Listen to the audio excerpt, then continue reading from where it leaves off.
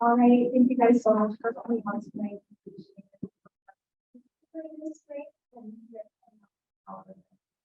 So my introduction is going to be really, really short. So if you don't know Eric and Meredith, they're going to be talking about their two new picture books, and you're going to be more excited. So without further ado, here we are.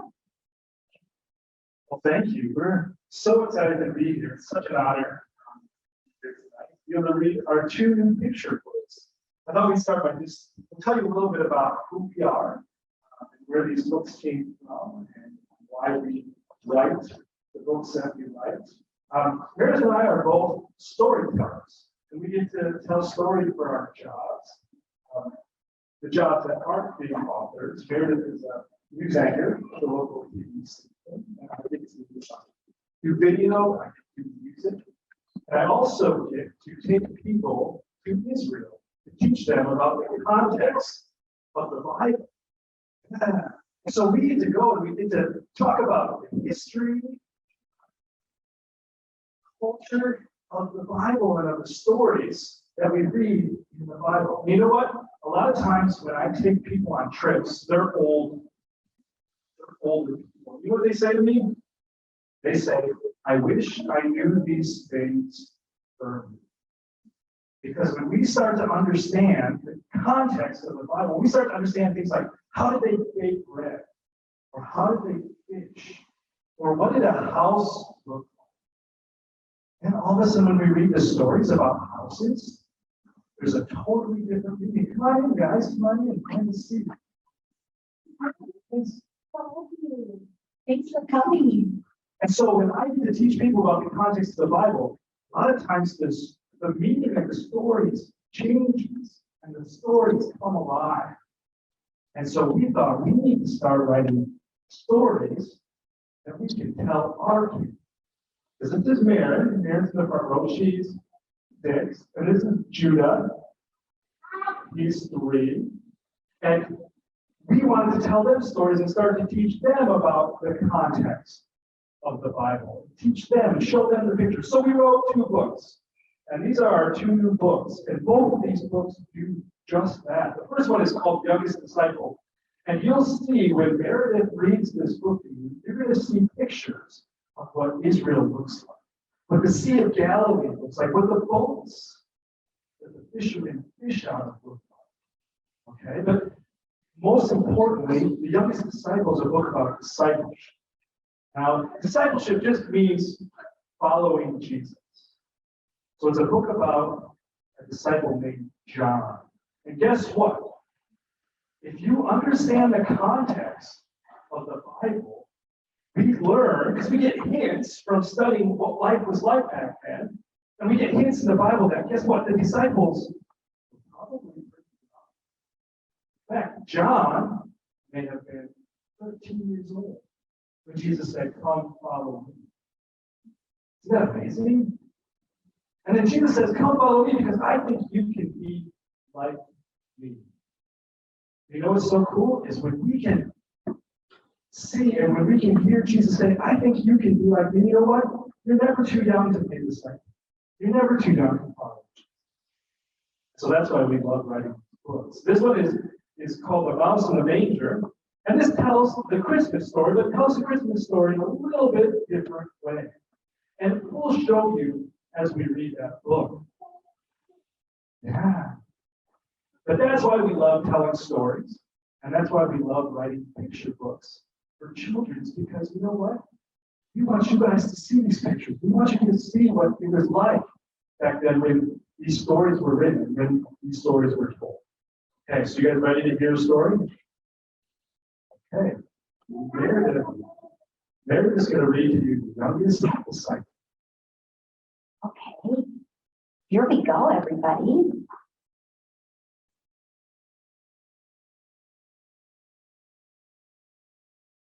Here's John, the youngest disciple. I was fishing with my brother James, with Andrew and Simon too, when Jesus came to us and said, I believe in you. Now sail to where the water's deep and let your nets down there. We caught so many fish that day that our nets began to you have a question for me?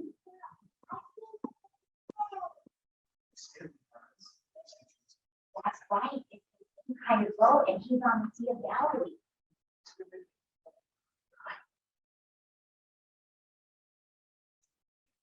Then Jesus said, "Come follow me and find out why I came. I'll teach and show you many things." Now you will fish for people. My disciples you will be. You may be young, but this I know. You like me.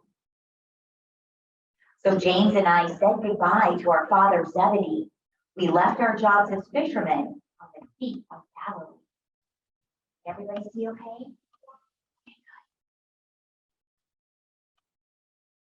Jesus showed us every day how God wants us to live. He taught us what it means to love, to help and share and give. God's kingdom come, God's will be done. He taught us how to pray. You are the light of the world, he said. So shine for me each day. We can all shine for Jesus, can't we? Yeah, we can. Jesus helped us to understand by talking of things we knew. He said, if God cares for flowers, then God will care for you. Do not worry about your life. Look at the birds in the air. God gives them everything they need. They're always in God's care. Just like us, we're always in God's care. One day, a storm came quickly while we were in our boat. Waves were crashing over the side. We tried to stay afloat. As Jesus was sleeping in the stern, the boat rocked up and down. We woke him from his sleep and cried, "Don't you care if we drown?"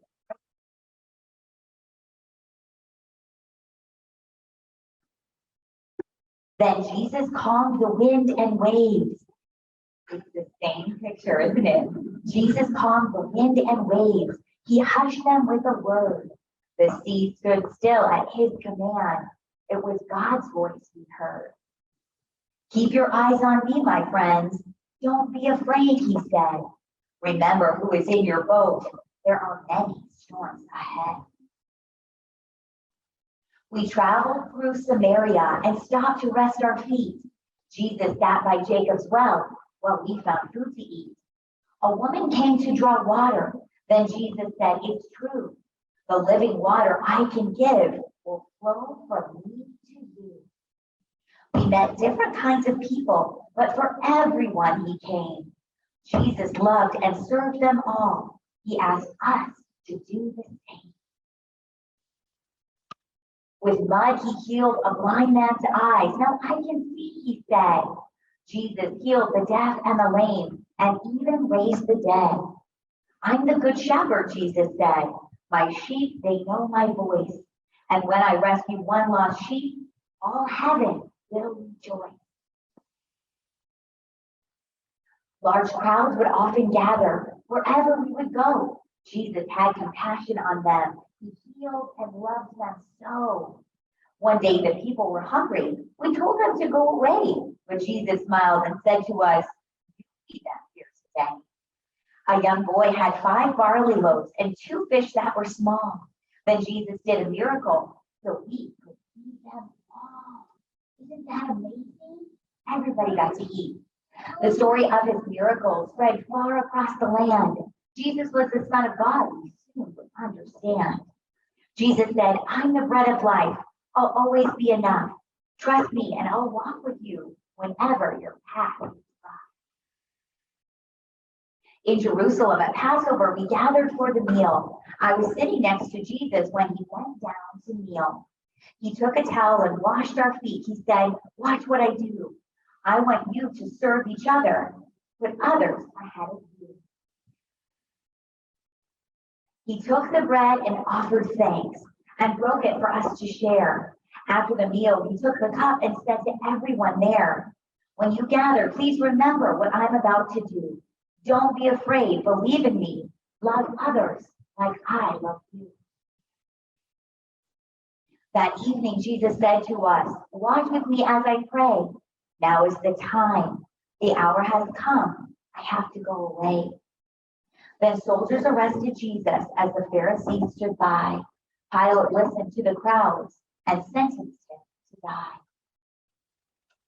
The earth shook and the sky turned dark. It is finished, Jesus cried. Outside the gate beyond the wall is where our rabbi died. His body was placed in a tomb in a garden made of stone. Jesus was no longer with us, and we felt all alone.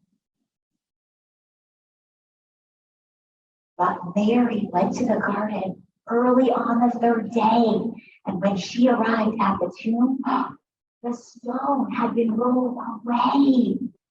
He is not here, said the angel. Come and see the place where he lay. It happened just like he said it would. Jesus has risen today. I ran with Peter to the tomb, and oh, what a great surprise! Jesus had risen from the dead. I saw it with my own eyes. Jesus had victory over death by rising from the grave. He did just what he came to do, to seek and find. That night, Jesus appeared to us. He said, "Peace be with you. Just as the Father has sent me, I am sending you too. Go make disciples of your own in places near and far. The world will know what I am like because of who you are." I wrote my story of Jesus so everyone would know that Jesus is the Son of God who came to earth alone. So we can have a brand new life by trusting in his name and be with him forever. That is why Jesus. Good listening, everybody. Way to go. Yeah. Oh. You know that talking there, guess what? I have a friend in my heart. I want to introduce you to him. I think you just woke up. You ready?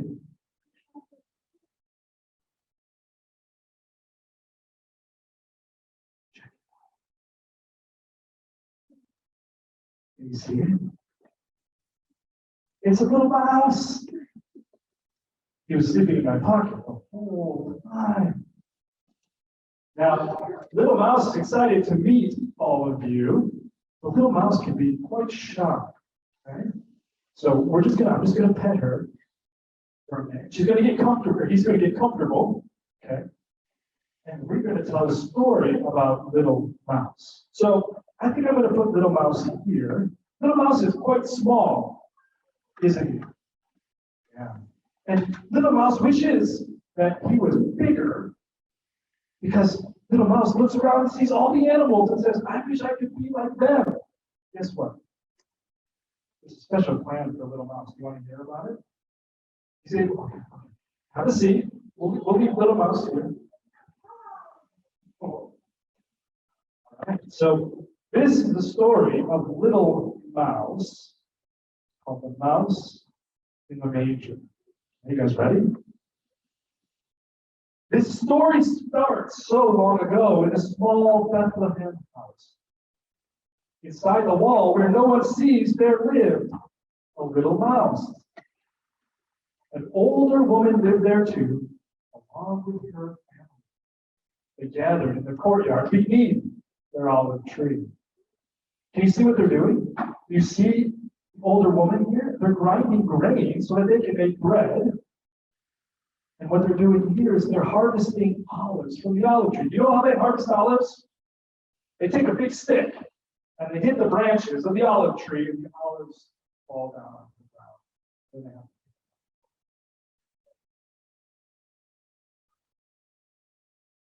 They wash them off. Ready? Every night, the little mouse would come out for a drink. He'd climb up on the manger where he would often think, "Look at all the animals who came in for the night. They're warm and safe inside the house until the morning light." Now, I have a question for you.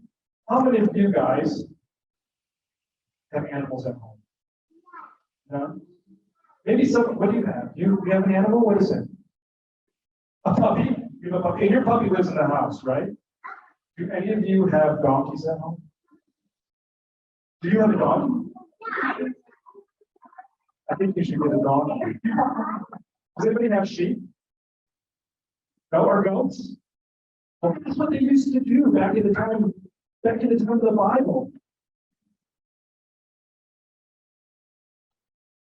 Stuffed animals are probably the safest part when it comes to animals in the house. But during the times of the Bible, guess what they did? At night, they used to take the animals inside the house to keep them safe. And inside the house, there would be a manger, and the manger usually would be made of stone, and they would put water in the manger so that the animals had food to drink. Now, you know what else is in this picture? Can you see? Look, there's a room inside the house just for the animals. There's a room for the family. But can you see what's up here? Can you see that there are steps going up to an upper room? Now, there's a Greek word. Okay, our Bibles were written in a different language. And there's a Greek word, and the Greek word is kataluma, and it means the upper room. The guest room. Oftentimes, guests live up in this room. Now, in the Christmas story in our Bible, guess what it tells us? It says that Mary and Joseph came to Bethlehem, and there was no room for them in the kataluma. There was no room for them in the guest room of the house. We often think it's translated as in, but guess what? When people came to stay, they stayed in your house. So I wonder, well, let's keep reading and see what happens.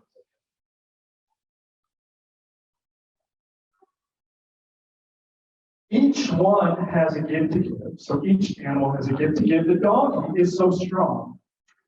The goats give milk. The sheep give wool. The doves sing out a song. He marveled at these animals and all that they could do. He wished that he could be like them and have a talent too.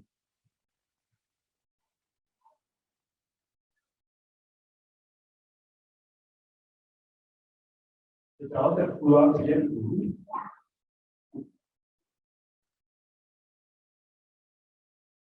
Did that happen in a big boat? Yeah, that's the story of Noah, huh? I can't sing songs, and I'm not strong. I really am quite small. There's nothing I can give, he said. No, there's nothing at all. And his mother came to join him and sat down by his side. God has big plans for you, she quietly replied.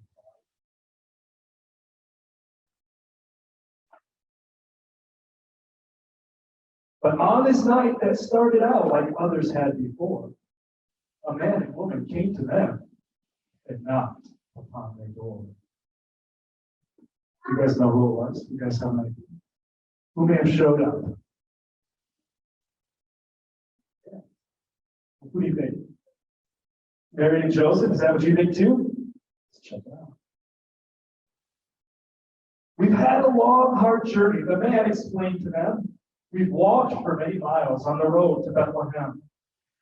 Come in, the woman said. It's cold outside tonight. I see that you have traveled far, but you will be all right. Joseph and Mary, you were right. Joseph and Mary, you are safe. We've been expecting you. We've heard about your baby boy. Could what we've heard be true? An angel appeared, said Joseph, and told us of a son. He will save this broken world. He's God's anointed. So what do you think the woman did? Think she turned them away? Oh, she brought them inside the house, didn't she? I think so. We heard that you were coming here, and this is where you'll stay. The upper room, the place where the guests stay, is already full. It's been a busy day.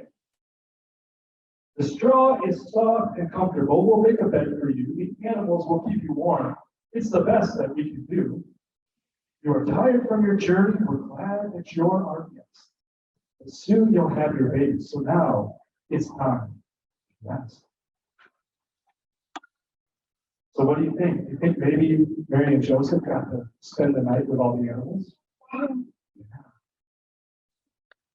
Friends and neighbors offered them some tea and fresh hot bread. They shared their warmest blankets and pillows for a bed.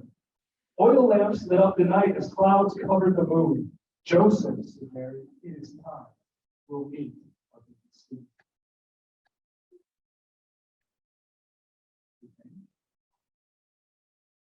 The water from the trough was used to cool young Mary's head. You can do this. You are strong, Joseph calmly said. It wasn't long till little mouse heard the baby's cry. The woman wrapped him in a cloth, and angels filled the sky. You see little mouse? You see him? He's watching all of this. I wonder what he was thinking. Oh, you think so? The shepherds from the nearby fields were filled with wondrous joy. An angel told them where to go to find this baby boy. We've come to see the child. They said we hurried all the way.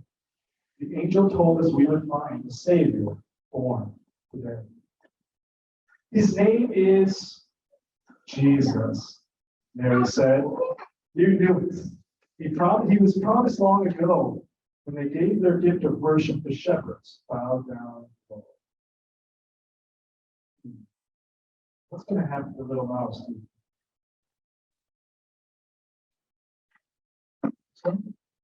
I want to give a gift, said Mouse. Well, what gift could it be? I don't have much to offer him. I'm very young, you see. Mama said, don't worry, my son, just listen to your heart. For God will softly speak to you and show you where to stand.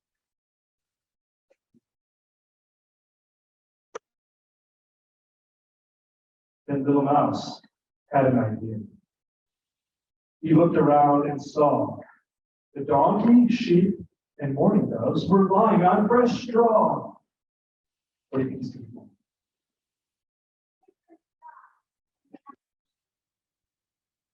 Straw is good for rain. Salt makes a good bed. So let's see what he does.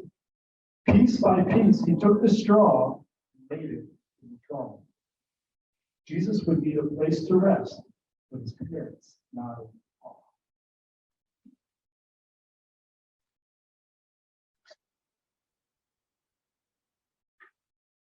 The mouse heard a gentle rumble that brought an autumn storm. Joseph put Jesus in the trough where he was snug and warm.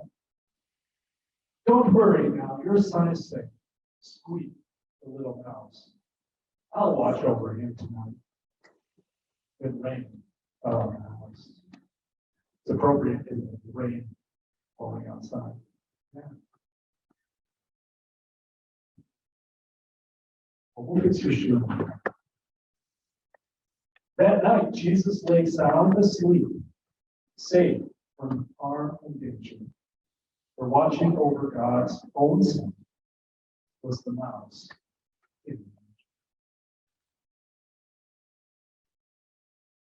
That's the story of the mouse in the manger. And for parents, a lot of the historical things we reference in the book, we talk about that on the last page. So we have pictures and all of that. So that's what's coming. Yeah? Your question? You want to I think so too. Well, thank you, friends, for listening to our two books. We'll open it up for any questions that parents might have. Otherwise, we have coloring pages in the back. We have cake in the back. You're welcome to have a piece of cake. If you are one of our Kickstarter supporters, we have your books here. If you have to pick up a book, you can pick those up in the back, and then we'd like to buy those first, and then if you would like us to sign them, we would love to sign them for you. Okay? Does anybody have any other questions before we? Yeah.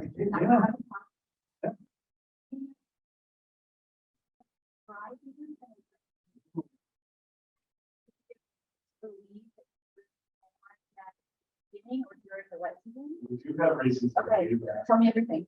It's going to be a long night. Okay, so it's very interesting, right? Because there's evidence that Jesus made them born sometime in October, sometime around this time of year, because in the Bible, in Israel, there's two seasons, rainy season and dry season, and dry season has been going all through the summer. And then rainy season starts in October and then goes all the way through March or April. Okay? And we can start to see hints of when Jesus was born because we get Zechariah, right, and Elizabeth. We know when he would have been in the temple, serving in the temple. He would have served for 2 weeks in the temple because they had so many priests, they all were assigned a certain amount of time. So we know when he would be in the temple. We can do the math about Elizabeth and when she would have a baby, and then when Mary came to visit Elizabeth, we can do that math, and that's a long story. We're not going to we can talk about that a little bit. But it looks like Jesus may have been born in October.